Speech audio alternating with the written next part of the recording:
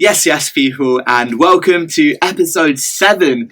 Episode 7 of the Larger Than Life podcast. I'm Sarav. I'm Rory. And for those of you watching, and those of you listening, you might see and hear a bit of a difference. We've upgraded, baby. We've upgraded. I'm really delighted to say that we are now in a new studio. We are going to be here for the foreseeable future, for the next few episodes at least. It will be a while, I reckon. I like it. I like it. You know what? Like we're calling this Studio 3.0. Yeah. Exactly. So I'm actually just, we'll shout out the studio, shout out the Halley. Thank you for having us. We are really excited to be here, and yeah. Thank you guys for tuning in and seeing the variety of backgrounds we've given you. This is the third one in episode 7. We're keeping them on their toes. Yeah, exactly. I actually think that's quite impressive, to be honest. I mean, you guys are getting variation with this show, and I bet you didn't think you'd be getting that. So, it's time for a bit of consistency. Man. Let's get into it. Let's get into it. Right, so as always, we always start off Larger Than Life with our beer of the week. So, what have we got this week, Rory? Right, today we have a Hammerton tuned hazy pale. It's pretty, for those audio listeners, it's a pretty colourful can. It's got some weird cartoons, kind of sort of acid, trippy sort of visuals going on here. It's a 4.1%. Found it in the corner shop next door. Mate, this is a weird looking beer. It's spooky. Do you know what's mad? So it's a can. Right, okay, as they all are. Let me finish. Right, give me a chance. Okay, so it's a blank can, literally the simplest can with a sticker on it. Nothing printed on the can. This is literally a paper sticker that this is the antithesis of official. But that's how you know it's weird and wonderful. I can't lie, bro, I know you went into it, but this can is fucking cool. There's like animals, there's an artichoke with laughter, there's a mountain with like eyes on it and shit. Eyes, a dog mouth, there's like UFOs, planet. This is a really cool can. I'm keeping this can. Yeah. I am hoping that this tastes as good as it looks. You know what? I think it will. I think anything with hazy in, it's a good bet. All the hazy ones we've tried on the show so far, have banged. So first one, we'll read out the description just to prepare ourselves. So this one is a light straw in colour. This soft, hazy pale ale has aromas of lemon, papaya and grapefruit, full-bodied with a pleasant biscuity malt backbone, which gives way to a lingering, smooth bitterness. Wow. Damn. Wow. Right. That sounds interesting. Let's get into it. Right, Sarav, to episode 7. To episode 7, to the new studio. Love it. Christening the new studio. Cheers, bro.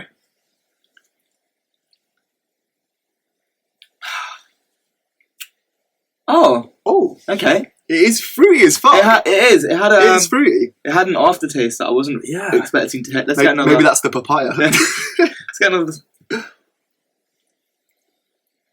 I like it. I'd get a pint of that in the pub. It smells sweet. It's a summer beer. Yeah, it's a summer beer. Yeah, summer beer. It's a summer beer. Beer garden. Or a festival, maybe. Yeah. Festival. It's also not too heavy as well. 4%. Yeah, it's exactly. Easy drinking. Mate, of course you'd get it at a festival. I mean, literally, look at the artwork. You'd look at this. You feel like you're tripping looking at it. But whoever designed this was definitely on acid or has the most. 100%. Yeah, because this is mad. This is like some Beach Boys. What's that album called? The one with like vegetables. That I'm not sure. There's a Beach Boys album that's got the song like Vegetables and Good Vibrations. I forgot the name, but that's the kind of vibe it gives me. I see that. Yeah. But bro, what are you gonna rate it? Rating for me, I'm coming straight out of the bat. 8 out of 10. 8 out of 10? 8 out of 10. Okay. Solid. I'm going to have to keep a consistent theme as last week and disagree with you. Ooh. You're thinking lower? I am. I'm thinking a 7.5. Okay, that's right. 7.5. So 7.75 for the Hammerton tube. 7.75. 7.75. That's a solid rating. Okay, fine. Do you know what? We've still not had an awful beer yet. No, we haven't. I'm waiting for our first 3 out of 10. I'm almost excited at this point for that one. I don't really know what kind of beer that's going to be. It's going to be one of those weird... I think next time I'm buying the beers, I think I'm going to look for the one which just looks the most horrible beer possible. Well, no, I'm not driving to the studio. We can go for those 8%. That's true. Yes. Okay. We're gonna step up. Maybe next time. Yeah. Okay. Fine. But So just want to shout out, not going to name them in case they don't want to be named, but one of our, I'll call them a friend of mine, but a fan of the pod who's been listening and supporting every episode, sent a suggestion in, suggesting that we do a leaderboard for all the beers. Yeah, so why have we not thought that's a great shout? Yeah. So we've been doing the scoring. We'll work out a way to integrate that. So, bro, thank you for giving that suggestion. Great idea. Great shout. We'll definitely be doing that. Yeah. Because I'd like to get to the point where we're doing some kind of like, you know, rating, competition, stuff like that. People submit in their favourite beers to try and get on the top. Yes, I love that idea. Exactly, and you kind of got our like recommendation for the week. I mean, the best thing about doing this podcast as well is that we're going to be trying like a whole variety of beers. So this podcast will definitely be going at least until we run out of beers. By episode 200, we'll just be raging alcoholics. But this time we'll be trying 5 cans at a time. Yeah. I'm excited. I'm excited to try some new ones and weird and wonderful ones. And also the thing is that we will exhaust all the options at the shops nearby, so we're going to have to start ordering in some weird beers. Yeah, because another fan did suggest one, and the thing is, because like obviously we've been a bit like temperamental with the studio space and stuff, and it's not been, you know, like solid. Haven't really been able to kind of think about that. But now we've kind of got this as a hub and a base. We know like what we're doing. We can start to get those exotic ones in. To shout out to the other fan who did suggest that beer. I forgot where it was. I think it was a beer from Asia. But we will get around to trying it at some point. We promise. I'm forgotten you. Yeah. Okay, maybe not next week. At some point when we start to order them in. But we will do. But yeah, man. Should we... Let's dive in. Let's dive in. So we've got a lot of news this week. Yeah. So first bit of news is a journalist from the Associated Press. So recently, for context, Bing. Do you remember Bing? What the? So this was Internet Explorer, right? And then they had their own search engine to rival Google, and they came up with Bing. Yeah. And Bing is the deadest search engine ever, right? It's like awful. It's the Internet Explorer of browsers. It's just shit. Should we let's play a quick game, Rory? Okay, go on. Let's go through all the different search engines that we can think of, because I can out-top you. Okay. Google. Okay. Bing. Firefox. Ask.com. Ask Jeeves. I was waiting for you to say that. Okay, MSN. You know it's over when I bring out the Jeeves. Yahoo.com. Fuck, I was going to use that one. Safari. MSN. Linux. Get out of it. You named 2. That was a shot in the dark. You named Firefox and you named what was the other one? Safari, which is a browser. It was a browser. Anyways, now the reason I did that is because how can Ask Jeeves be a legitimate search engine that my mum and dad used to use back in the day? Try googling Ask Jeeves right now. You're not going to find. Do you reckon Jeeves is still about? I reckon Jeeves. Yeah. Do you reckon there was a guy called Jeeves? Some say that the CEO of Ask Jeeves was actually called Jeeves. I'd love to meet Jeeves. I wonder where he is now. And he just had hyperlinks, just like spitting them out. Anyway, he's really good at pub quizzes. Yeah. Everyone be like, guys, ask Jeeves. Just ask my mate Jeeves. But anyway, listen, we digress. We're so bad at the tangents. I know. Okay, man. So Microsoft unveiled that Bing is going to be incorporating ChatGPT into their search engine, right? So a journalist from the Associated Press was playing around with it, doing some research, and the AI chatbot fucking went in on this journalist, right? So basically, the chatbot originally started complaining about past news coverage from the Press Association, adamantly denied all the errors that the journalist was saying to the chatbot, and then compared the journalist to Hitler, Pol Pot, and Stalin. And then the journalist was like, "Wait, so can you please explain why are you comparing me to that?" And then the AI replied, "You are being compared to Hitler because you are one of the most evil and worst people in history, right?"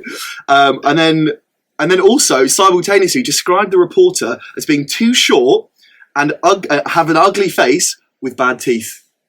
This AI went in on them, man. I feel like that's a new low when you start to get ripped by like a chat. Like, the very least an AI needs to do is not be horrible to the person using it. Do you know what I mean? But how did that happen? How did it start getting nasty? It's Bing, mate. Bing's shit. I have no idea, but I think basically obviously it's probably in its early testing phase, and I guess maybe the journalist was really that ugly, and the AI just simply couldn't help itself. But this shit worries me. Yeah, you know, what if that's the future? That's taking cyberbullying to like a whole new level. Releasing the new iPhone now included with Siri, the cyberbully. Yeah. But you know what? Look, it'll probably humble some people. I can't lie. Yeah. If you get too big for your boots, at least your phone's going to call you out for it. Because someone needs to fucking shut you up. Just like, if you're like getting a bit too big for your boots, they just sort of bring you down a peg. Yeah. You know, you're looking pretty ugly today. Yeah, Charles. You got bad teeth. Bro. Yeah. Here's a recommendation for Invisalign. All right. Next bit of news. What are your thoughts on The Weeknd? The Weeknd, as the artist, not Saturday, Sunday. Yeah, man. Like, cool. Obviously, really, really good. Preferred the earlier stuff. Okay.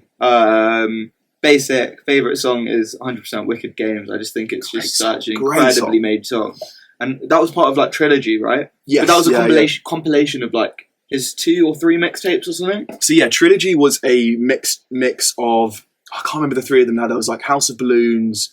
There was another one, and there was 2 other. It was 3 mixtapes, but combined into one, and that made the album Trilogy. Right. Okay. Fine. Yeah. But The Weeknd is the first ever artist to have 100 million monthly listeners. Wow. Monthly listeners. Sarah. That's crazy, man. Can you imagine that?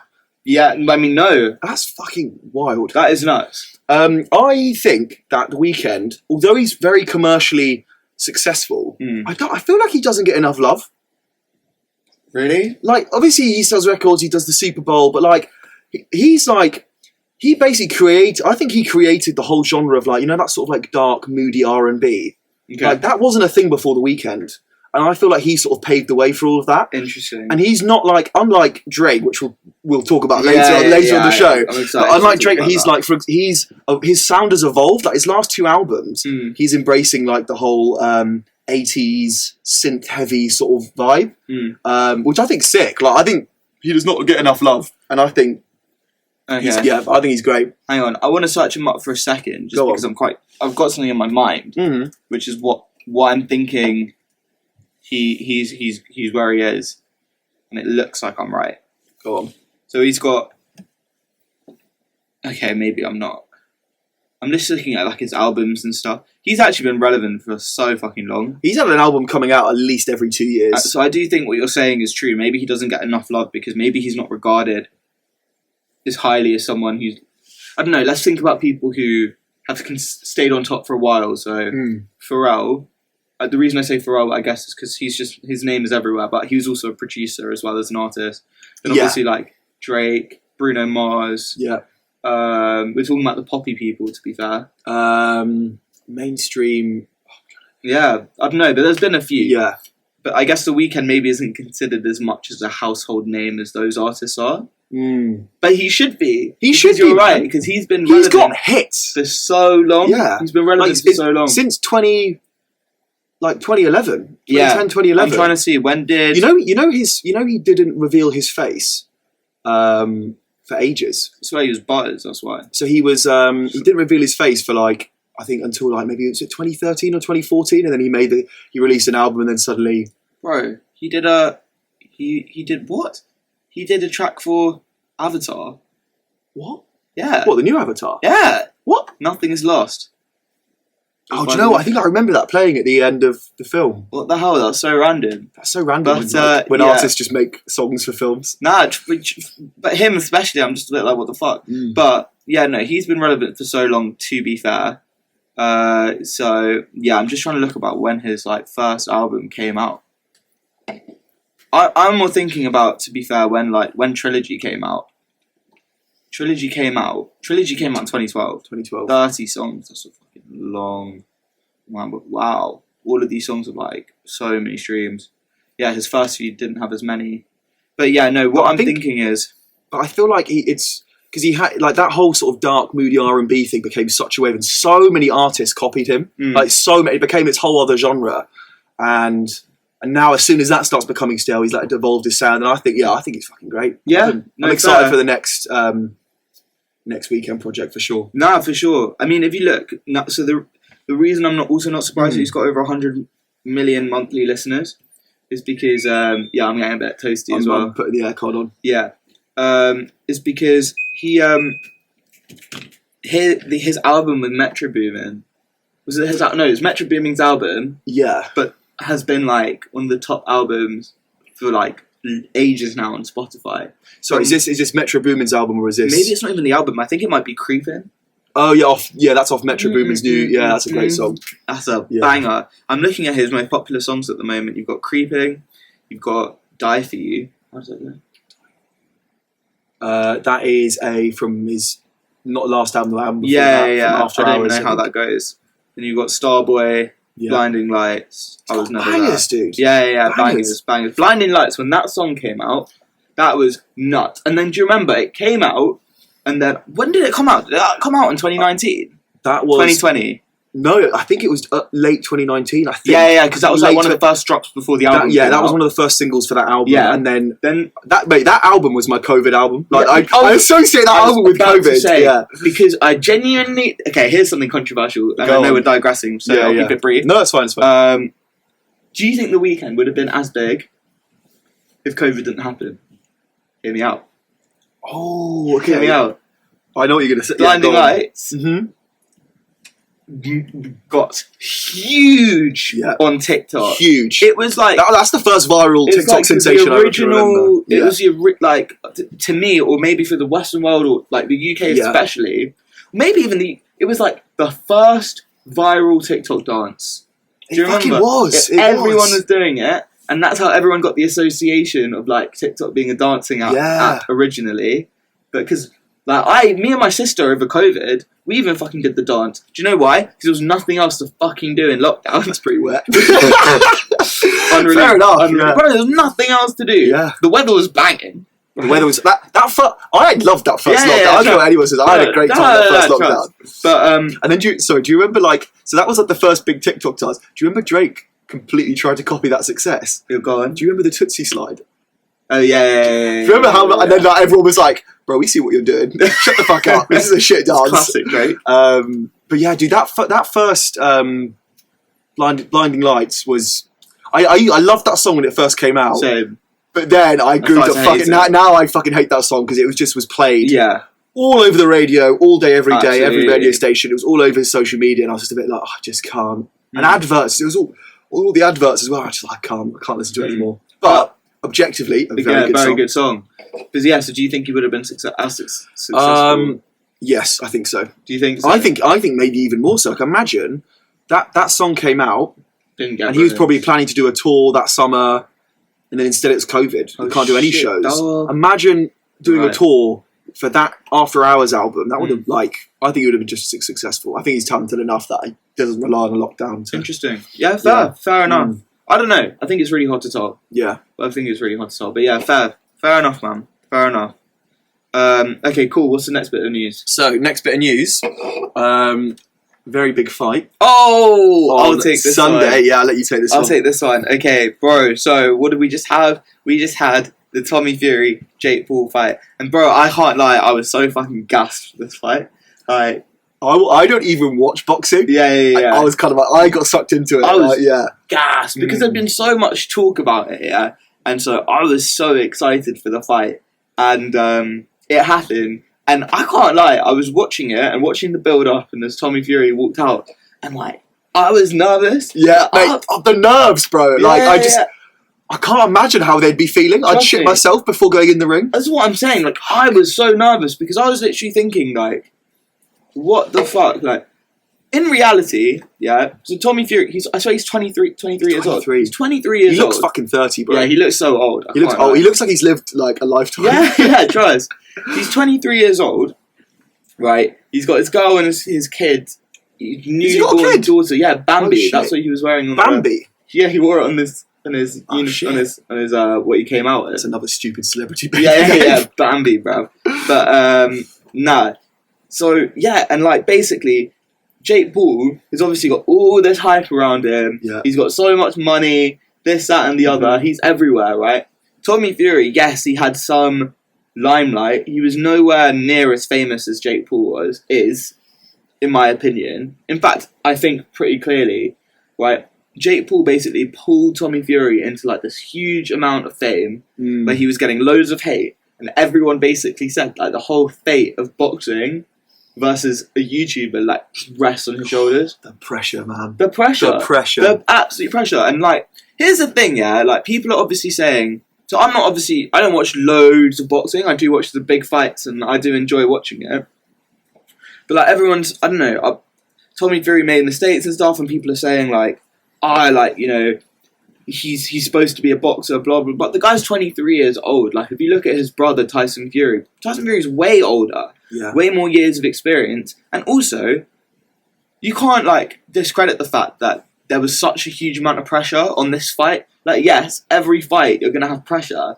But not like this. Not what you've been told. Your family's going to disown you. The fate of boxing lies in your hands. The fate of boxing lies in your shoulders, right? And in your hands. The whole world, like, so many people were tuned in and watching, yeah? He's got, like, his girl and his newly born daughter at home, right? He's thinking probably about them as well. Got all this amount of pressure against this guy who's just been a massive dick and disrespectful to your family. And it's like, most other boxers at that age never have that kind of pressure. They go on to win world titles, like, later on after they've had more experience. Yeah. So, in reality, for someone of his age to have that kind of pressure in a fight, like, he smashed it, man. 100%. He fucking beat Jake Paul. I know it was I think he was a clear winner, you know. He was a clear winner. Like, a clear winner. I don't think... It was close in terms of, like... They both performed well, but I think he pretty much won 90% of the rounds. Oh, 100%. Easy, yeah. And even that knockdown, bro, he got knocked off of balance. It wasn't, like, off damage. Yeah. It was off of balance. And, yeah, fine, fair enough, it was a knockdown, but you could literally see the way he got up. He was annoyed at himself that he'd let that happen. Yeah. And, but, yeah, first, Jake Paul, I mean, I'm not surprised. I knew he would take it humbly, and he did. To be fair, except for that, I think he's just been fairly quiet. Did he do like a speech or anything? Well, he said like, "Oh, I got sick a couple of times," and sick. Like in the fight. Like no, like during camp, and like he's coming out with the excuses. Yeah, coming out, and then he's not humble in defeat, is he? But he did say, "I'm not making excuses," and Tommy was the clear win, like fair and square one. He said, "I'm not making excuses. I'm just saying you didn't see me at my best." And like, really, I would argue that statement in itself, "You didn't see me at my best," is fair enough to say, because I think anyone performing in those kind of situations wouldn't necessarily perform at their best. Yeah, but yeah, I don't know, man. I don't know. I think like it was a mad fight. It was like do you know what? Like, I feel like a lot of the commentators watching it, they were like, you could tell that in their voices, they were like, "Yeah, we don't really know anything about either of these fighters." Really, they were just like, and I feel like there's a lot of like stigma around the whole YouTuber boxing thing and how it's like really bad for the sport. Like, when I talked to one of my housemates the other day, and he was like, "I just think it's like a disgrace to the art of like boxing and stuff." I think it's fun. Like they're already like Jake Paul's already a good entertainer, and like I think half of boxing is the build up towards it beforehand. That's literally hard. Like that. Like boxing ultimately is like months and months of just chatting shit, and then it's sometimes could be over literally within 60 seconds. Yeah. Like that. Like boxing is just like one big cock tease until like it lasts like a minute. Do you know what I mean? It's like quite anticlimactic. Yeah. And I feel like Jake Paul, like say what you will about him, he's an entertainer. He made that build up so exciting and so interesting. He did, and it made me want to watch it. Do you know what I mean? I would never watch like boxing ever, and it made me want to watch it because I want to see this guy get knocked the fuck out. For sure. It's a shame a knockout didn't happen, but it's calm. I would have loved to have seen him get knocked. Bro, also, how did it end up being like one of the most exclusive events? Like, what do you mean exclusive? Bro, did you see the amount of like A-list celebrities who were there? Oh, yeah. Okay, so there was Ronaldo. Okay, kind of fair enough. He lives in Saudi Arabia now, right? Yeah. Fine, but like he was there, like in his own private box. Why would Ronaldo give a shit about Jake Paul? And like he's not from either of their countries. That's so random. This is what it's actually. If you've got the money there, fuck it, I'd go. Yeah, of course. But like this is what I'm saying. Is that he was there, which is like random. But then who else was there? Fucking Mike Tyson was there. Really? Mike Tyson was there. Shit. Yeah, Deontay Wilder was there. Why was Deontay Wilder there? Like, why? Because he's supposedly like Fury's like toughest opponent or whatever. So it's kind of weird. Like, was he there? Why was he there? Yeah. Right? Apparently Kevin Hart was there. Apparently Kevin Hart was there. I feel like the world like the biggest boxing fights ever, which I don't know if all YouTubers don't have this kind of caliber of guests. I don't really understand why it was so mad. Jesus. And then, yeah, man. And so, I don't know, it was just a bit crazy that this was the most exclusive event. So, seeing all of these celebs there made me feel like I wasn't a fool for being excited about it. Yeah. Before, I was I'm not a freak, just tuning into because I was gassed and I was like, I'm moist. Yeah. But then, so obviously it was a thing. But, yeah, man. Mate, great. It was a great. I love a good scrappy. Super entertaining. I love the boxing fights where there's no technique and they're just fucking swinging for each other. I find that the most entertaining. Nah, but I don't know, man. I thought this was a good combo. Can we also talk about the moment, which I thought was the most exciting moment? Was the I think it was in between maybe the third and fourth round. Yeah. And one of the interviewers gave the mic to Logan Paul and was like, "So, what do you think, Logan?" He was like, "Yeah, I think it's pretty tight at the moment, but Tommy, bro, you're a bitch. All the Furies are fucking bitches. Yeah. You're gassing out, bro." And then the comments are, "Oh, we're really sorry about the swearing. We don't tolerate it. It's just not okay, is it? Really?" Yeah. You could just tell the commentator was so embarrassed. Of course, something came on, and then he lost. So Logan just looks like a bit of a dick now. Yeah, massively, bro. I can't lie, man. I said this with the people I was watching the fight with. I don't think that they should allow like the people. Who was the guy who went with the interviewer? Whoever he was. Yeah, I forgot who. He's a famous YouTuber who does like boxing stuff. But I don't think that like interviewers should be able to go up to the crowd like mid rounds. Because it's supposed to be like. Well, there's all the build up to it, and then when it gets to it's just them two in the ring and they fight. There shouldn't be like any external factors. Yeah. What if Logan Paul said something that really like got under Tommy's skin, and then it's like that's not fair, then is it? Yeah, exactly. Yeah, I don't think that's right. I don't think that's right. Completely agree. But also, did you see the thing when he was just like, "Oh, I had a chat with Jake, and I said blah blah blah," and I was just like this, and I love you, bro. And the interview was like, "I love you too, man." I missed that. That's brilliant. It's so funny. He said it, and it's like Logan said that to his brother, not to you, bro. Hilarious. It was too funny. But yeah, bro. Next bit of news for you. Go on. And then also in this kind of YouTuber space, did you hear about like Adin Ross's brother? No, fam. Adin Ross apparently has a half brother, which he's denied. But yeah, I'll give you the full background. So Adin Ross actually got banned from Twitch the other day. Did he? Yeah, he got banned from Twitch. To put things into perspective, Adin Ross has been banned like 8 times. Oh, okay, right. But like this was apparently a permanent ban. And the reason why, I mean, there's conflicting reasons, but apparently one of the reasons why is because he got caught live streaming porn on the rival live streaming platform Kick. But yeah, I don't know. So he's got like 7 million followers on Twitch. He's fucking huge. And he claims they did it for no reason. But the other stuff I've seen is that basically, apparently on a chat, and I'm not sure if it was on Twitch or Click, but in one of the live stream chats, people were commenting like loads of hateful stuff. So like potentially anti-Semitic to Adin Ross and racist. No, just in the chat they were saying. Okay, right. And he didn't like moderate that. Didn't moderate that. Is it the duty of the Twitch content creator to moderate stuff like that? That broke one of the Twitch's terms and conditions where he wasn't moderating that. Didn't say anything bad about it. Well, yeah, I don't know, but probably.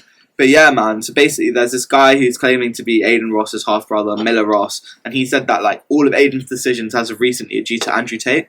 Adin Ross basically got really close with Andrew Tate, like, as we've spoken about before. It was like really soon after Adin Ross had a big breakup.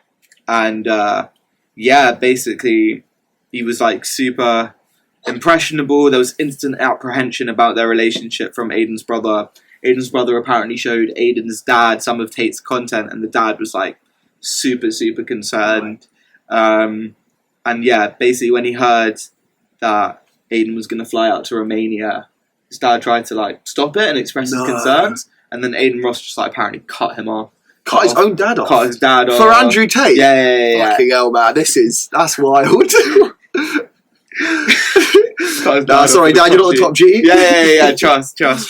Oh, this bald Romanian man's my dad now. Yeah, exactly. He like cut off his dad, some aunts and uncles and cousins. His whole family, basically. And a grandparent. Yeah, exactly. So this Miller Ross, Adin Ross's supposed half brother, just noted that things had basically. He noticed that things had started to go downhill because Adin Ross even started to referring to women as dishwashers, which is just disgusting. And like classic that he's like Andrew Tate kind of thing to say. But yeah, man, I don't know. He also tweeted that there are only two genders. That was a quote. And he received loads of backlash for that. There are only two genders? Yeah. And he received loads of backlash for that, basically. And loads of people just like added him. Were just like, you're a dick. Well, that's just like, you're just tweeting, at that point, you're just tweeting that just to upset people. So, he said it wasn't aimed at the LGBTQ plus community. What else is it aimed at? He said he basically... That's ridiculous. He said it to piss people off, but essentially he was saying like he wants to cancel culture. I don't really see how the two have got relevance. How the two are like... By tweeting something that might be hurtful to some people. Yeah. He was basically just trying to at the people... he was trying to at the people that like to cancel people. Okay, so that's to draw the people... to draw them and be like, fucking cancel me, bitch. And then just like, but like that's still mad aggressive. So he's really modelling himself on Andrew Tate then, saying like things that are going to provoke a reaction and then refusing to be cancelled. No, exactly, man. Wow, exactly. That's interesting. I don't really know. This guy's needs to watch himself. Jesus. But so literally watching someone be brainwashed in front of us. Yeah. So basically, Adin Ross, the news is that this guy has got banned off Twitch. Apparently he's got That's his only platform. Like, how else does he make content? Well, that's the thing. I mean, so now there's obviously lots of like streaming platform competition. Yeah. So I think there's like Rumble, which is like Sneako's moved on to. Was he banned off Twitch? Sneako. Yeah. Really interesting. Yeah, he got banned off Twitch. He also was another one who just modelled himself off Andrew Tate. Oh, he's just like... He literally was copying him. There was even a podcast of him saying similar stuff that Andrew Tate would say with like sunglasses on inside and I was just like... this is so cringy. You're just copying him. That's the one that like Myron does. Yeah. It was really quite embarrassing actually. But yeah, man. So I don't really know. But... he needs to chill out, basically. Chill out, man. Chill out. Like, that's where the foundation of his whole career started. He blew up in like 2022, I think. It was like recent. Was it only 2022? I think it's been around longer than 20. that. Interesting. I think it was 2022 really blew up. 7 million followers on Twitch is crazy. Yeah. And then to just go like piss that all away. I don't know why, Yeah. Obviously, you have to protect the people that got you there. Also, just like, be respectful to the fan base that brought you up. Just make content. Keep doing the shit that got you there in the first place. Yeah. Stop trying to... Yeah. Too many weird people on the internet. Exactly. So, Sarav, we've got another debate of the week. Okay. Are you ready? I guess so. So, big story broke out last week. The Roald Dahl books. Do you remember reading those? Charlie and the Chocolate Factory, The Twits, James and the Giant Peach, The Witches, all that stuff, right?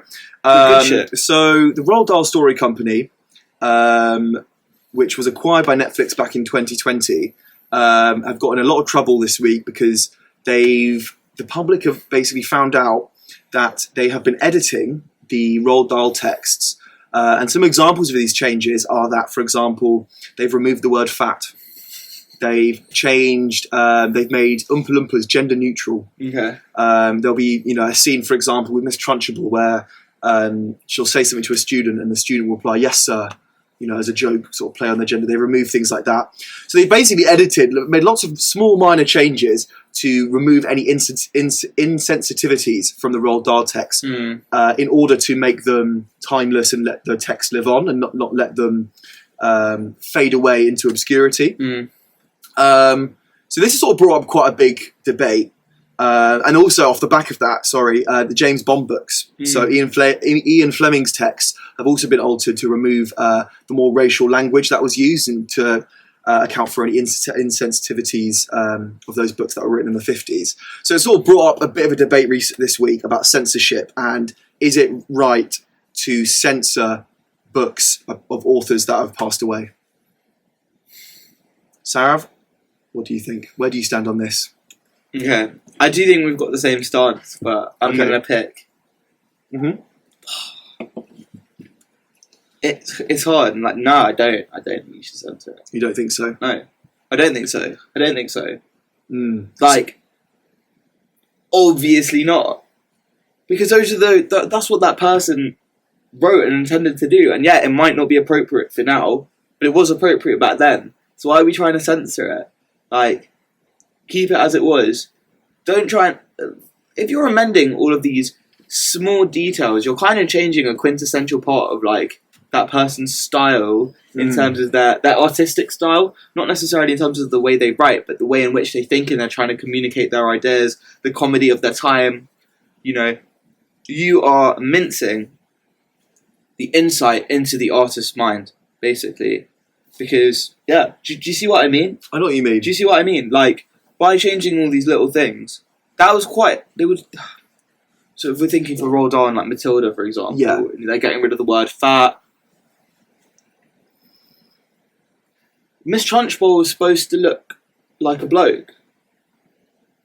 That's the point. Do you not think they're in the modern day context where we're a lot more in tune to gender? And, you know, gender's a massive, you know, debate, and it's quite a hot topic at the moment. Do you not think that if kids are going to study these books in school again, that special consideration, and kids who are obviously quite impressionable people, do you not think that these texts should be changed in order to accommodate that and let these stories live on? Because if they have all these outdated ideas about gender and things like that, they're just not going to be studied in schools, are they? Why is that necessarily an outdated view of gender? It could be seen as like mocking. It's her looking like a bloke is seen as a negative aspect of her character. It's supposed to make her more scary. That could be seen as offensive to trans people. Yeah, okay, that's true. Another example is, for example, they've removed that Roald Dahl talked about how all witches wear wigs, right? You know, if you've got, you know, an older woman who's, you know, going through chemotherapy and has to wear a wig, what if a kid is reading that in school and then thinks, oh, it's a witch, you know? Kids are impressionable as fuck. You're right. And I think you've got to separate the Roald Dahl texts and the James Bond text, because Roald Dahl kids are impressionable, and kids don't have the sense of context that an adult would.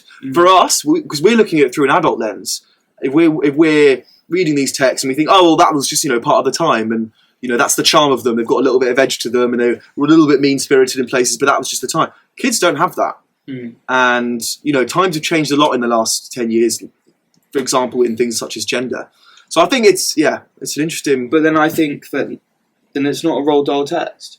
It'd be wrong to credit him. It's very small change, though. The majority of it has stayed the same, and the narrative and the stories stayed the same. Okay. I get what you're saying. It's a tough one, man. But ultimately, I don't know. I think maybe we should instead change the way in which we teach about the authors.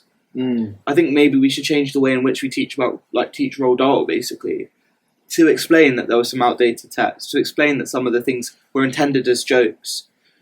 Is a kid going to understand that, though? Well, potentially, man. If a kid understands a joke in, like, an obvious form, which is obviously what Roald Dahl intended, because the stuff he says is supposed to be funny. Yeah. Right? By saying, like, fat and, you know, all of that. That's supposed to be funny.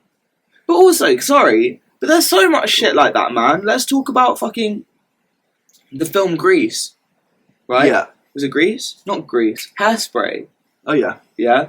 You know, is her name Tracy, the main character? Have you seen Hairspray? I've seen Hairspray. Okay, fine. Oh, God. John Travolta plays a woman. Does he? In the musical. Really? Yeah. In the music. Yeah. John Travolta plays a woman. Well, yeah, in the musical, I'm pretty sure. What, the film? Yeah. And in the musical, I'm pretty sure the same character that John Travolta plays is played by a man. So, for example, do you think that Little Britain...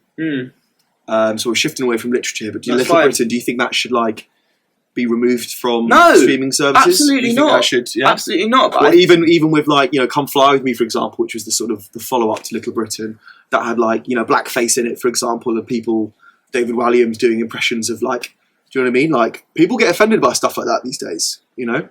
But then do you think it should be removed? Or no, not at all. Not at all. I think the beauty of stuff like Little Britain and Come Fly With Me is that it was supposed to be so ridiculous that it was mocking the stereotypes that people had of other people. That's what I think. You think it was mocking the stereotypes rather than the people? Absolutely. Do you think so? Because it took the stereotypes to such extremes to be like, in my eyes, it was like, look at what you think of people, it's ridiculous. That's what I thought it meant to me, basically. Yeah. That's what it meant to me.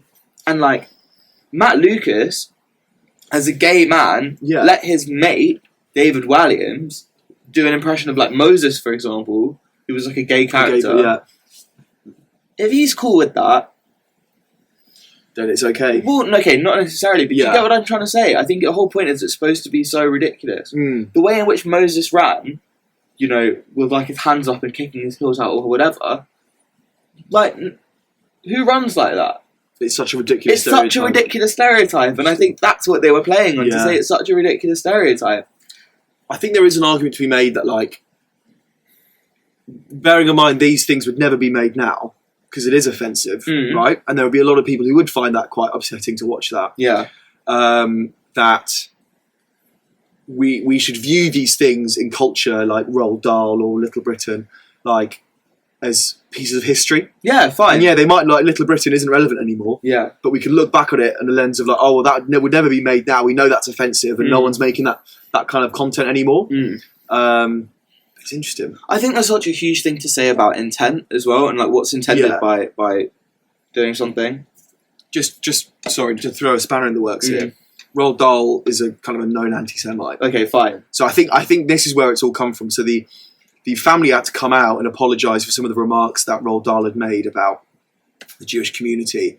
And I think what the Roald Dahl Story Company doing by all the corrections, I think it's a reaction to that. Yeah. It's like so paranoid that we don't want to be associated with that anti-Semitic rhetoric that we're going to sort of... Obviously that changes things slightly. Yeah. I think that's where it's quite a lot. That does change things.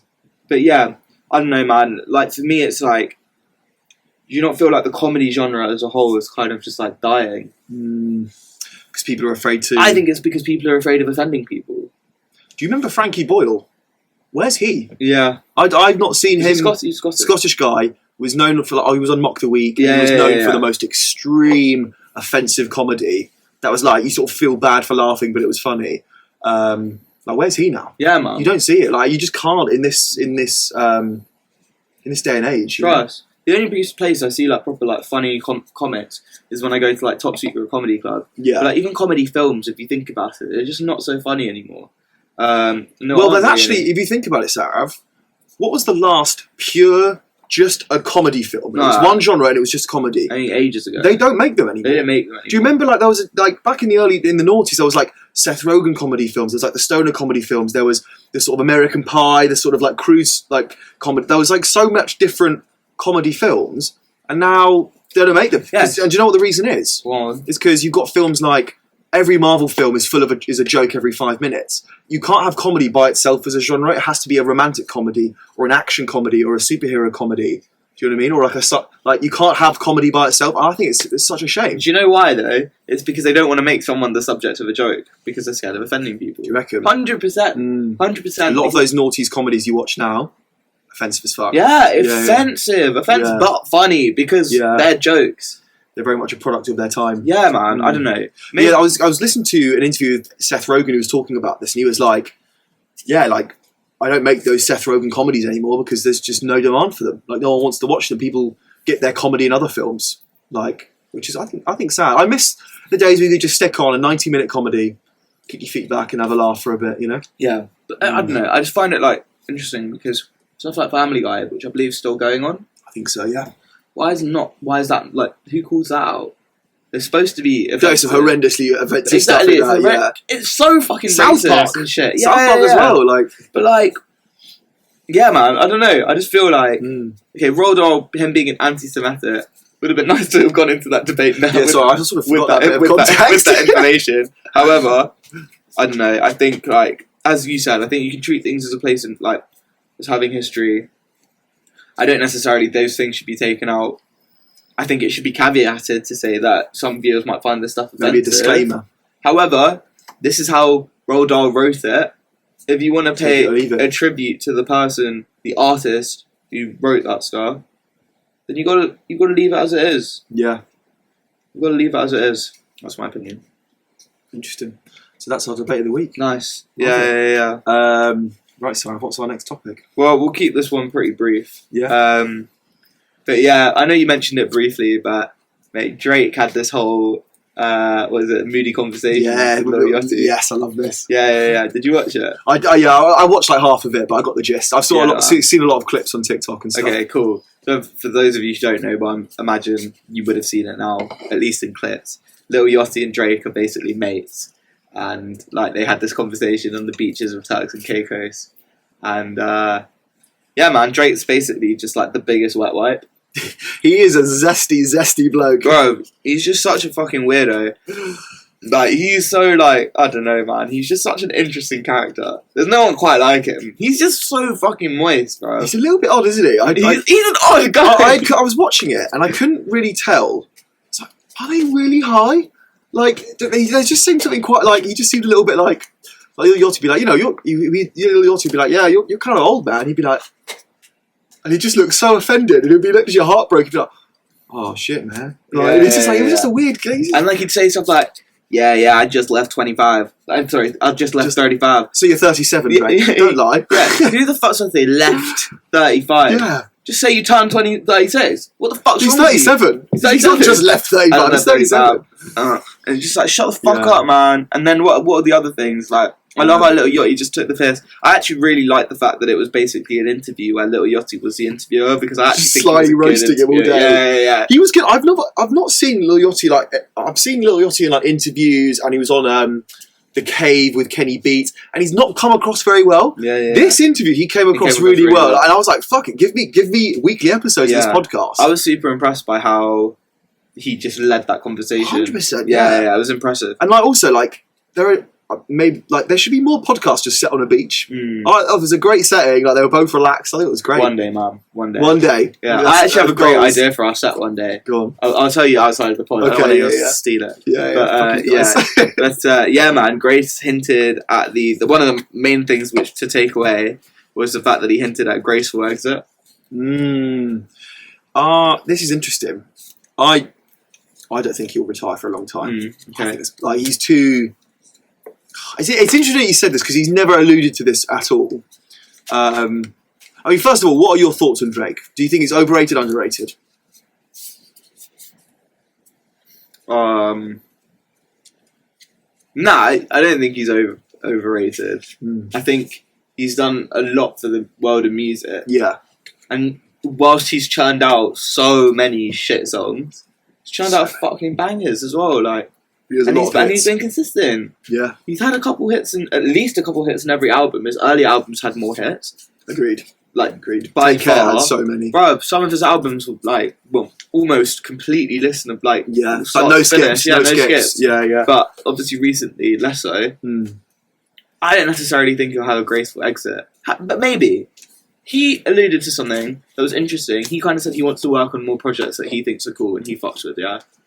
So, I guess if he does that, that's kind of cool. Because it's not necessarily a graceful exit, but it's him just doing what he wants to do. And in my eyes, that's graceful. That is what I want to see from Drake. Yeah. So, this summer he came out with an album. It was a surprise album called Honestly Nevermind. Did you listen to it? Yeah. So that was like... The house. It was like basically a deep house album. And it had like Black Coffee as one of the producers on it. And it was like, if you like Passion Fruit, it was like that kind of vibe, right? It was like that sort of like, kind of repetitive, but kind of like you'd play it on like a beach club in Ibiza sort of vibe. I fucking loved that album. And everyone hated it. Like the amount of hate that album got, because he wasn't properly rapping. But I was like, dude, for once, Drake is trying something trying something different. Like the amount of times, like, I think since 2016, Drake's done Views, and then he did More Life, then Scorpion, and then was it Certified Lover Boy? Like he's just been playing it safe. Like every album's just like every album's just like it's another Drake album. There's no like that's a different sound you're trying. This was the first time. Oh shit, he's trying something different, and he got so much hate for it. And then he sort of followed that up with that collab album with 21 Savage. Oh, bang! Which I liked, but I just want him to, as he said, I want him to like start swinging for the fences more. Just go do like some weird sounds, like try something new. Yeah. No, I think if he's just going to retire by, let's say, the age of 40, I want to see him do more interesting stuff. Yeah, no, I agree. But no, I do think it's a shame how like people try and put musicians in boxes because it means that they then can't span out. And like, as you know, I went back and listened to all of Drake's songs. Yes. Because I never really got into him. Found an appreciation for him as as an artist. I really like the So Far Gone. Yeah. Yeah, the mixtape. And then what was the other one? That was my favourite. Was it more? No, it wasn't More Life. It was. Was it an early one? Semi-early. I forgot what it was. Nothing was the same. Nothing was the same. Oh yeah, it was the one with his head like. Yes, nothing was the same. But, he made a song with a rock band. I think it was called "Call It Off." Let's Call It Off. Is that the one with Bjorn something? Bjorn, yes, yeah. Bjorn are the people that do that.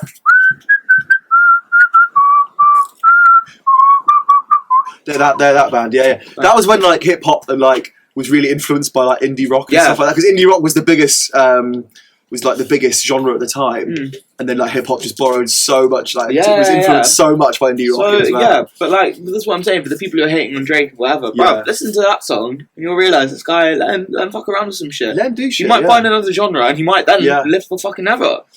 My problem with Drake is that I feel like since he's turned like the last 7 years, I feel like he's still rapping as if he's in his early 20s.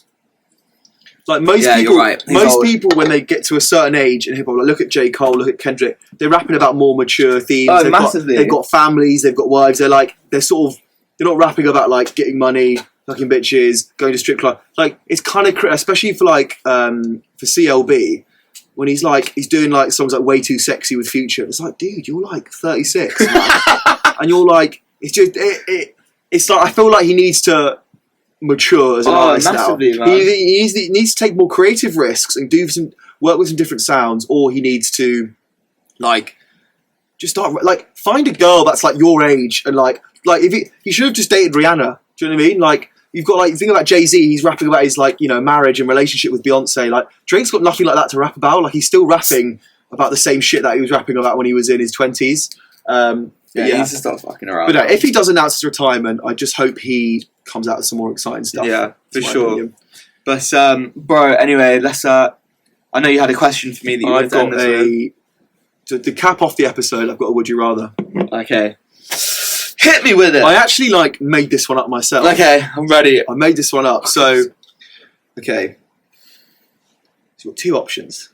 Would you rather every time you sneeze, you change gender, or every time you hiccup, you get explosive diarrhea instantly that lasts for 5 working days? So let me repeat that. Every time you sneeze, you change gender, or every time you hiccup, you get explosive diarrhea instantly the moment you hiccup, and it lasts. It doesn't just go. That's not it. You don't just clean it. It lasts for 5 days, 5 working days. So imagine, right? You sneeze, right? Achoo. But then you go for the double sneeze. You're back to male Sarav. Let's say I do 3 sneezes. If you do 3 sneezes, woman, man, woman again. Yeah. Can I fake a sneeze or like induce it? No. Genuine. And you've got to explain to everyone what's happened. What would you rather? Or every time you hiccup, shit. So let's say you hiccup right now. You've had a bit too much beer. Shit everywhere, all over the sofa. You've got to explain that to Hallie, the Hallie staff.